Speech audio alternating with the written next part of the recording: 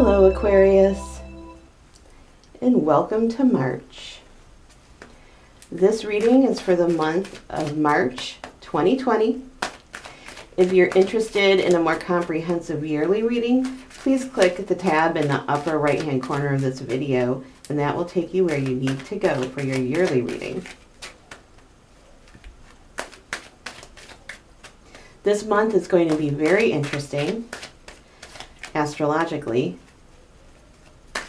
We are still in Mercury in retrograde in the first week, but Mercury goes direct on March 9th, and we have a full moon in Virgo on March 9th. So when you get Mercury going direct and a full moon on the same day, get ready because there's going to be some energy released. Ooh, just like this card, this is all about a breakthrough, but we will get there. March 9th and 10th could be a blast where it's just like you just feel like letting off steam and having a great time. Or if you have a situation that's sort of been boiling under the surface, you might want to deal with it a little bit preemptively because it could sort of explode on that date. All right, Aquarius.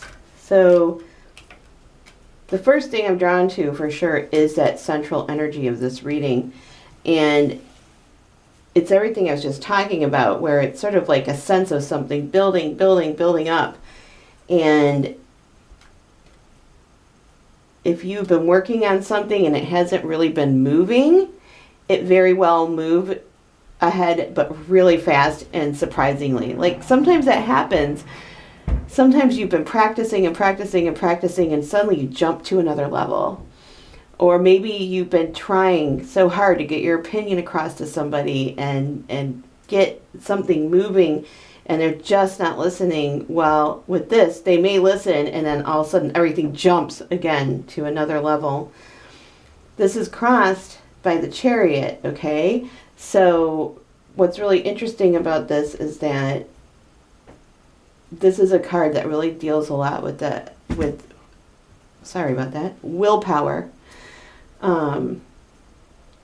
And I think really the main message is for some of you Aquarians out there who feel like you've been trying to push a boulder up a mountain, and it could be for a really long time.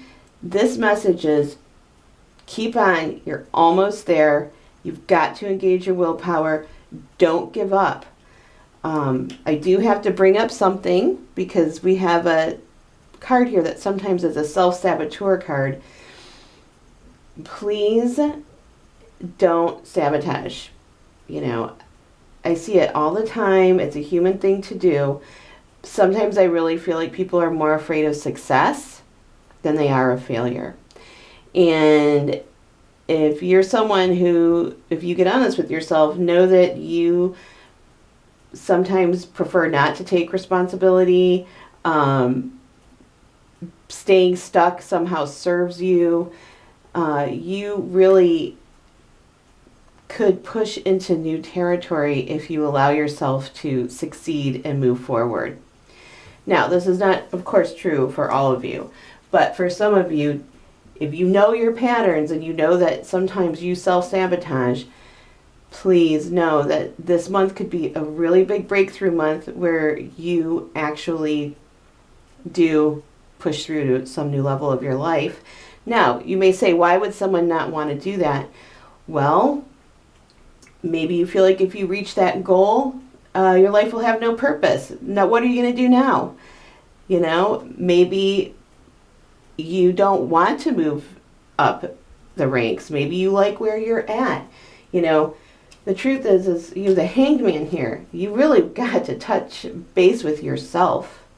You know, if you're a person who would prefer to be a perpetual student, traveler, experiencer, which you may be because you are Aquarian, please, you need to get in touch with that side of yourself, because that's a good and fine way to be. That's sort of like being a Renaissance man or woman, okay? Our dominant paradigm in Western culture is to pick a path, do that one path, become an expert, you know, be competitive. That doesn't necessarily vibe with the frequency of Aquarius and Gemini, or Sagittarius for that matter. they tend to want to do something till they're bored and then do something new or do many things at once and be a jack of all trade, master of none, which is totally valid because there is a intelligence to that. Okay, Aquarius? I'm bringing all this up because you have two indicators here that on some level you're feeling trapped and you could get out, but you're just not doing it. So it's really time to own your power, own your vision, and get moving. And the outcome from that on the other side is balance. Now you're going to have your own kind of balance. I mean, I think this is really about who are you and what do you expect from life? You know, you got to get clear on that. In terms of love, interestingly enough, you have one love card in here and it's in the past. Some of you may have someone from the past coming back in, especially in the first week to week and a half. But this combination can sometimes be unrequited love, so you want to make sure that you are communicating with somebody and seeing where everybody stands in a situation, all right? Balance, balance, balance, communication, and definitely honesty with self is the most important message of this reading, all right? The biggest message from your guides is about building a legacy. I think that you're being asked in March to really get some bigger picture thinking about who you are and where you're going.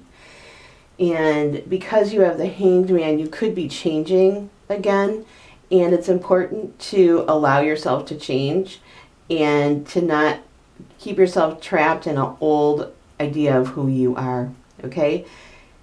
We all need to self-reinvent every so often, and I think that this is time for you to do that.